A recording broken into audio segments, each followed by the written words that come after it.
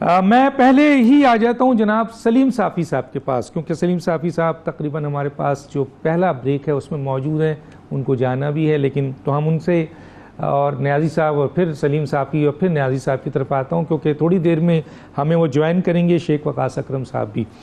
صافی صاحب، میں سب سے پہلے آپ کی طرف آ جاتا ہوں۔ وہ یہ سوال ہے میرا، اور وہ سوال جو میرا ہے وہ یہ ہے، دو باتیں میں آپ کے سامنے رکھتا ہوں۔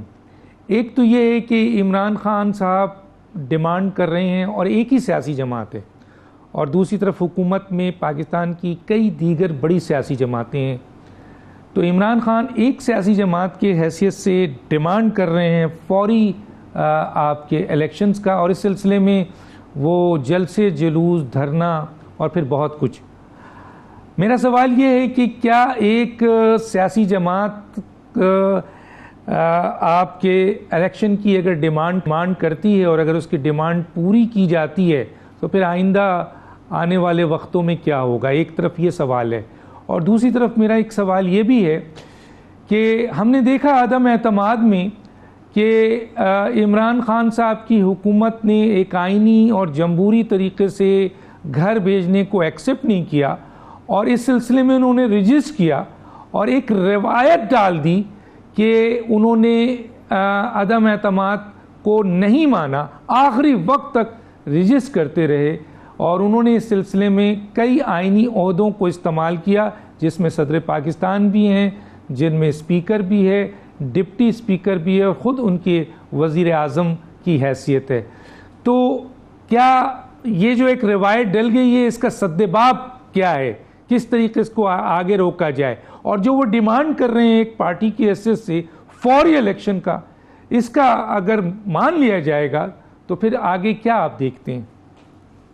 ڈاکٹر صاحب، پہلے تو بڑے اسکرین پہ واپسی آپ کو مبارک ہو، اور آپ بھی ان لوگ شامل تھے جو پچھلے دور میں عمران خان صاحب کی فسطائیت کے شکار رہے اور زیر عتاب رہے۔ دوسرا سچی بات یہ ہے کہ حفیظ اللہ نیازی صاحب اور شیخ وقاص صاحب کی موجودگی میں میرے خیال میں میری گفتگو کا جواز نہیں بنتا۔ شیخ وقاص صاحب ایک پڑھے لکھے انسان بھی ہیں اور پارلیمنٹیرین بھی رہے ہیں، اور سیاست کے رموز کو بھی اچھی طرح جانتے ہیں، میڈیا کو بھی، اب تو وہ ایک میڈیا پرسن بھی بن چکے ہیں۔ اور جو حفیظ اللہ نیازی صاحب ہیں، یہ تو صرف ہمارے استاد نہیں بلکہ کسی زمانے میں عمران خان کے بھی استاد رہے ہیں۔ تو ان کی موجودگی میں، لیکن میں آپ کی حکم کی تعمیل میں اور اس خوشی میں اپنا حصہ ڈالنے کے لیے کہ آپ جیسے لوگ جو جینون صحافی تھے وہ واپس الحمدللہ اسکرین پہ آ رہے ہیں، تو اس میں اپنا حصہ ڈالنے کے لیے حاضر ہوا تھا، اور اس لیے اپنی گفتگو کر کے پھر اجازت مانگوں گا، اس امید کے ساتھ کہ نیازی صاحب بھی جلال میں نہیں آئیں گے اور اس کو میری گستاخی نہیں سمجھیں گے، اور شیخ وقاص صاحب اور آپ بھی میری اس مجبوری کا احساس کریں گے کہ جس کی وجہ سے مجھے پروگرام چھوڑنا پڑ رہا ہے۔ جو آپ کا سوال ہے، دیکھیں، ایک تو پہلی بات یہ کہ اصولی بات تو یہ ہے کہ میں تو نہ عدم اعتماد کے حق میں تھا، نہ موجودہ حکومت کے حق میں ہوں، کیونکہ اگر اصولی طور پر دیکھا جائے تو پچھلے اسمبلیاں وہ جعلی تھی۔ میں نے نہ اس الیکشن میں ووٹ ڈالا تھا، نہ اس کو الیکشن مانا تھا، اور میں آج بھی اپنی رائے پہ قائم ہوں۔ تو کل اگر وہ اسمبلیاں جعلی تھی اور اس کا لیڈر آف دا ہاؤس بھی جعلی تھا، تو آج لیڈر آف دا ہاؤس کے بدلنے سے ان اسمبلیوں کی یا اس سینٹ کی حیثیت بدل نہیں جاتی۔ لیکن ظاہری بات ہے کہ اس وقت جس طرح عمران خان کی حکومت کو ہم ایک ڈی فیکٹو حکومت مان رہے تھے، اس وقت موجودہ سیٹ اپ بھی ایک ڈی فیکٹو ہے، اور میں یہ بھی مانتا ہوں کہ اس ملک کے مسائل کا اصل حل فری اینڈ فیئر الیکشن ہے، اور حقیقی آئین کی روح کے مطابق جمہوریت ہے کہ ہر فرد اور ہر ادارہ اپنے اپنے کام تک محدود ہو جائے۔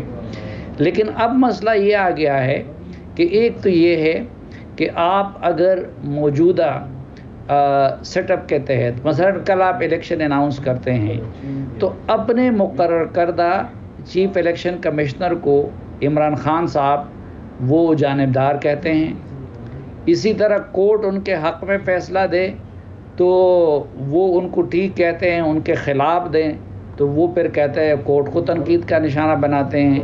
वो आइन शिकनी कर रहे थे, वो तौहीन अदालत कर रहे थे रात के अंधेरे में, तो वो ठीक था।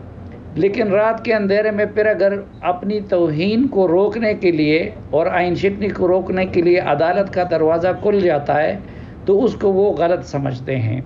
तो इमरान खान साहब तो एक ऐसी शख्सियत है कि जिसको आप सिर्फ उस सूरत में मुतमईन रख सकते हैं कि उसके लिए हर कानून भी पामाल हो, उसके लिए इदारे भी मुदाखलत करें और उसके लिए आरटीएस सिस्टम भी फेल करवाया जाए, उसके लिए मीडिया को भी मैनिपुलेट किया जाए और उसको इक़्तिदार में बिठाए रखा जाए। अब मसलन इस वक्त ये जो फ़ौज को के ख़िलाफ़ जो गलीज़ प्रोपेगंडा उनके ट्रोल्स की तरफ से करवाया गया, तो गिला आपको क्या है?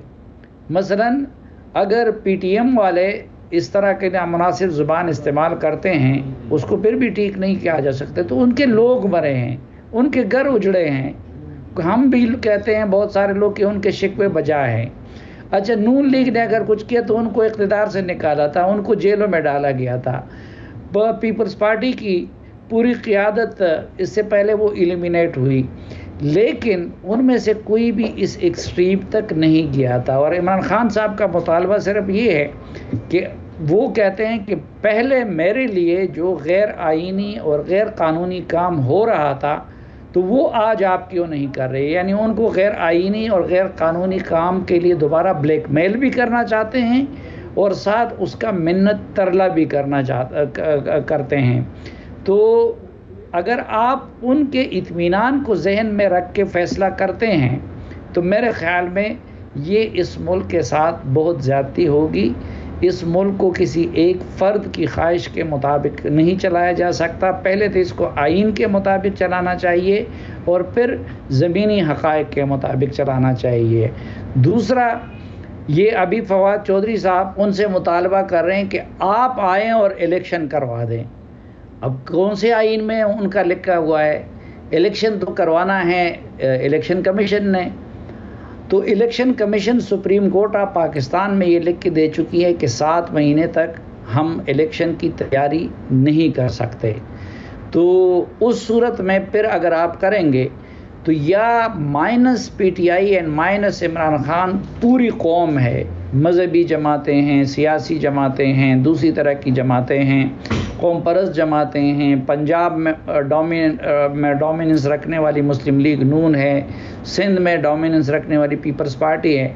और दूसरी तरफ सलीम साफ़ी साहब, मैं छोटी सी ब्रेक लेके फिर मैं दोबारा आपकी तरफ आता हूँ।